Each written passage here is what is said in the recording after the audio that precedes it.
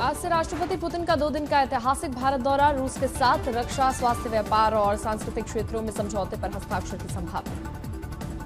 रूस के राष्ट्रपति पुतिन के साथ 7 मंत्री भी आएंगे भारत। रूस के राष्ट्रपति पुतिन आज शाम को दिल्ली पहुंचेंगे। पीएम मोदी उनके सम्मान में प्राइवेट डिनर की मेजबानी करेंगे। शुक्रवार को दूसरे दिन के दौरे के दौरान सुबह पहले पुतिन का राष्ट्रपति भवन में औपचारिक स्वागत, फिर राजघाट पर राष्ट्रपिता महात्मा गांधी को श्रद्धांजलि देंगे पुतिन।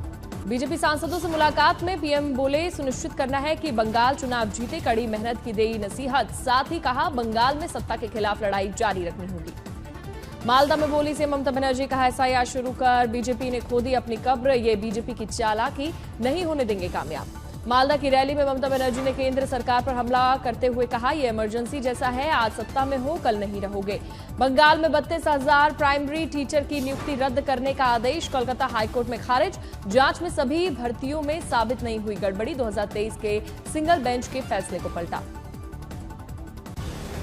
बीजेपी सांसद अतुल गर्ग का रेणुका चौधरी पर तंज, कहा वो अपनी आवाजों के लिए पहले से ही मशहूर हैं। दिल्ली प्रदूषण को मॉनिटरिंग करने के लिए दिल्ली सरकार कमेटी का गठन करेगी। कमेटी पर सीएम रेखा गुप्ता की रहेगी नजर। प्रदूषण को मॉनिटरिंग वाली कमेटी में बढ़े वैज्ञानिक, एक्सपर्ट, केंद्र सरकार प्रतिनिधि भी और इस कमेटी में होंगे मेंबर। दिल्ली में प्रदूषण को लेकर संसद परिसर में विपक्ष का प्रदर्शन। ऑक्सीजन सिलेंडर के साथ दिखे सांसद इमरान मसूद, मास्क पहनकर नजर आए। राहुल गांधी ने एक्स पर साझा किया सोनिया गांधी का पोस्ट। मोदी सरकार पर पर्यावरण संरक्षण की अनदेखी और नीतियों को मुनाफाखोरों के हाथ बेचने का आरोप लगाया। संचार साथी ऐप पर सरकार ने बदला अपना फैसला। मोबाइल में पहले से इंस्टॉल करने की हटाई गई बाध्यता। पहले से ही विरोध कर रहे विपक्ष ने उठाए सवाल, कहा आखिर पहले इसे क्यों जरूरी किया गया था। कांग्रेस ने मोदी और शाह को लेकर जासूसी का नया पोस्टर भी जारी किया।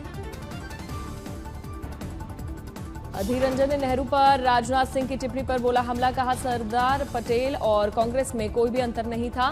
राजनाथ को इतिहास पर संसद में बोलना चाहिए, बाहर नहीं।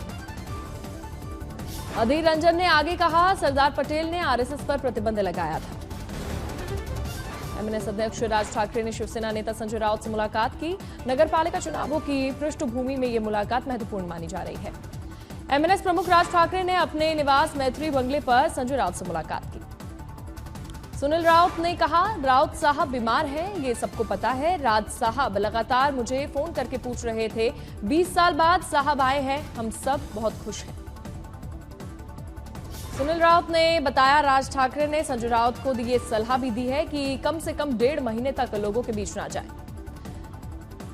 महाराष्ट्र विधानसभा का शीतकालीन सत्र 8 से 14 दिसंबर तक, वीकेंड पर भी कामकाज होगा। कानपुर में एसआईआर अभियान में लगातार आ रही है बाधा। महिला बीएलओ से बदसलूकी मामले में एफआईआर दर्ज की गई।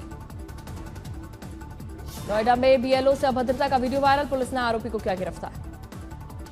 इलाहाबाद हाईकोर्ट का महत्वपूर्ण फैसला, कहा प्रदेश में हिंदू धर्म छोड़कर ईसाई या अन्य धर्म अपनाने वाले किसी भी व्यक्ति को अनुसूचित जाति या जनजाति का लाभ लेने का अधिकार नहीं। सीएम हेमंत सोरेन और विधायक कल्पना सोरेन की दिल्ली यात्रा ने नए सियासी समीकरणों को तेज किया। यहां तक कि जेएमएम बीजेपी गठजोड़ की चर्चाएं भी हो रही हैं। ईडी ने वाराणसी में शुभम जायसवाल के घर लगाए नोटिस। कफ सिरप मामले में की जा रही है कार्रवाई। इंदौर में अतिक्रमण हटाने गई निगम टीम पर ठेले वालों का हमला, सहायक रिमूवल अधिकारी से मारपीट की। छत्तीसगढ़ के बीजापुर दंतेवाड़ा में मुठभेड़ में 12 माओवादी ढेर हुए। भारी मात्रा में हथियार, गोला बारूद जब्त, 3 जवान शहीद। बागेश्वर में ठंड के मौसम में जंगलों में लगी भीषण आग। गढ़खेत रेंज के बगोटिया हुनेरा के जंगल भीषण आग की चपेट में आए। गोरखपुर में सीएम योगी आदित्यनाथ ने चचैराम मठ पहुंचकर महंत पंचानन पुरी को श्रद्धांजलि दी। सीएम योगी ने पूजा अर्चना की और संतों से मुलाकात भी की।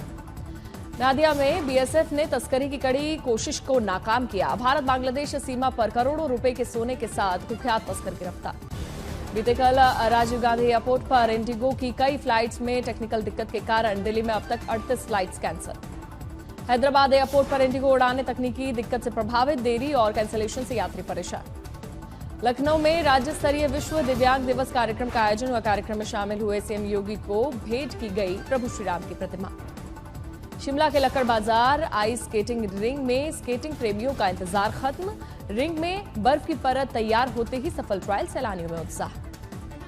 आज से आइस स्केटिंग के सेशन का होगा आगाज। मौसम अनुकूल होने की वजह से एक हफ्ते पहले ही स्केटिंग की शुरुआत। चंदौली में शरीर पर 500-500 के नोटों की गड्डियां बांधकर घूम रहा था युवक। रेलवे स्टेशन पर चेकिंग के दौरान पुलिस ने पकड़ा। 35 लाख रुपए बरामद। कटिहार में प्रशासन का चला सम्राट मॉडल का बुलडोजर। अवैध मकान को ढहाया गया। वहीं पीड़ित बोले करेंगे मानहानि का मुकदमा। हरियाणा के पानीपत में 4 बच्चों की हत्या के बाद महिला साइको किलर गिरफ्तार हुई। पुलिस कर रही है आरोपी महिला से पूछताछ। इंदौर में ट्रायल के बहाने से शख्स की कार लेकर फरार हुआ बदमाश। सीसीटीवी कैमरे में कैद हुआ आरोपी। धनबाद में जहरीले गैस का रिसाव, दर्जनों लोग चपेट में। अधिकारियों की टीम मौके पर पहुंची, जांच में जुटी। श्रीनगर के नौपोरा इलाके में भीषण आग लगी और इमारत से निकलता दिखा काला धुआं। राजस्थान के बांसवाड़ा में आरोपी ने तलवार से ताबड़तोड़ हमला कर शिक्षिका की ली जान। 5 महीने बाद आरोपी गिरफ्तार। सुपौल में भीषण आगजनी में करीब 6 घर जलकर खाक हुए। झुलसकर भाई बहन की दर्दनाक मौत। सुपौल में अतिक्रमण पर चला प्रशासन का बुलडोजर। अवैध निर्माण को ढहाया गया। बेगूसराय में बुलडोजर एक्शन के खिलाफ एआईएसएफ ने किया विरोध प्रदर्शन। कार्रवाई रोकने और भूमिहीनों को पर्चा के साथ साथ रोजगार और सुरक्षा देने की मांग की गई। जामनगर में हुआ मेगा डिमोलिशन। तकरीबन 100 बीघा सरकारी जमीन से अवैध कब्जा हटाया गया। गुरुग्राम में एमफिल पास ठग चढ़ा पुलिस के हत्थे। दूसरों की जमीन को अपना बताकर ठगी करने वाला नटवर लाल गिरफ्तार हुआ। लगभग 10 करोड़ का लगाया चूना।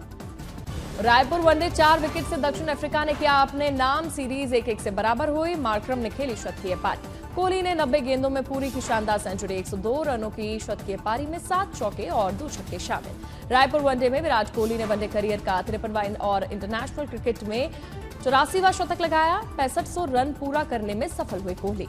भारत के ऋतुराज गायकवाड़ ने ठोका पहला वनडे शतक। खेली 105 रनों की शानदार पारी। जड़े 12 चौके और 2 छक्के। कप्तान केएल राहुल ने खेली 66 रनों की नाबाद पारी। दक्षिण अफ्रीका के खिलाफ टी20 सीरीज के लिए टीम इंडिया का ऐलान। 9 दिसंबर से पहला टी20 मुकाबला। सूर्यकुमार यादव कप्तान, शुभमन गिल उप कप्तान। अभी पूरी तरह फिट नहीं हुए शुभमन, फिट होने पर ही मैदान में उतरेंगे।